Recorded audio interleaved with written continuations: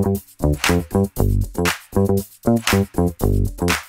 talk about the power of love with regards to the area of giving. So sabi po dyan sa Luke chapter 3 verse 11 NIV version, John answered, anyone who has two shirts should share with the one who has none, and anyone who has food should do the same. And may the Lord add blessing and power to the reading of His mighty word. Huwag po natin kakalimutan na when we actually have that understanding about what giving is all about, kapag tayo po ay natutong maging mapagbigay sa Panginoon when we give our offerings before the Lord, nagiging maluwag din po tayo sa ating kapwa na nangangailangan. Meron po talaga mga tao na mapagsamantala, kaya mag-iingat po tayo.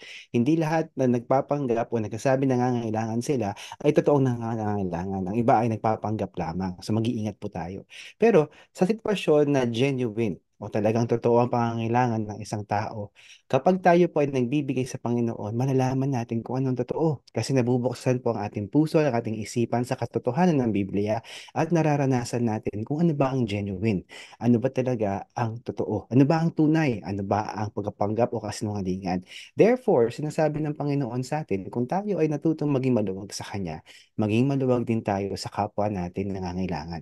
Hindi lamang yung mga tao na malapit sa buhay natin, kung hindi yung mga taong tulad ng sinabi sa Luke chapter 3 verse 11. Kapag meron tao na dalawa ang kanyang t-shirt, ika nga, at meron siyang nakita na nangangailangan ng t-shirt, ibigay niya yung isa na mula sa kanyang puso. Kung may nangangailangan ng pagkain, ibigay ang pagkain. Kung titignan po natin, when you look at the social media, um, tawag dito mga videos, mapa-reels man siya o mga long video, isa sa mga trending right now na madalas panoorin ng mga tao ay yung mga content creators na nagbibigay ng ah, pera, nagbibigay ng gamit, o nagbibigay ng pagkain, o nagbibigay ng serbisyo doon sa mga nangangailangan sa kapaligiran. At pag nakikita ko po minsan yung mga views nila, ilang daang libo, ilang milyon ang mga views nito. Kasi totoo nga naman, masarap makakita ng isang taong natutulungan.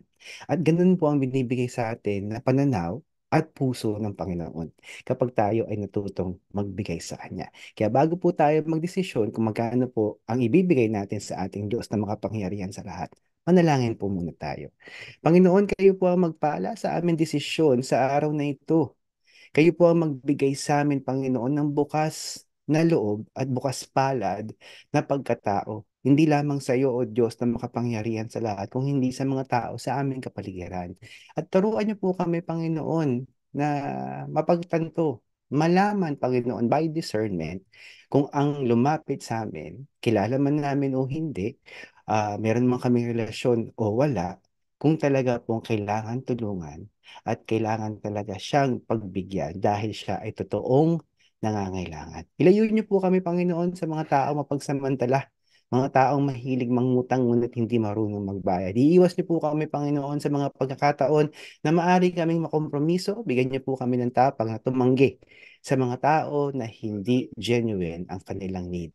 As Lord God, we become generous before you. We know, magpapadala ka po, Panginoon, sa amin ng mga tao na nangangailangan totoo. Ito po ang dalangin namin sa ngalan ni Jesus.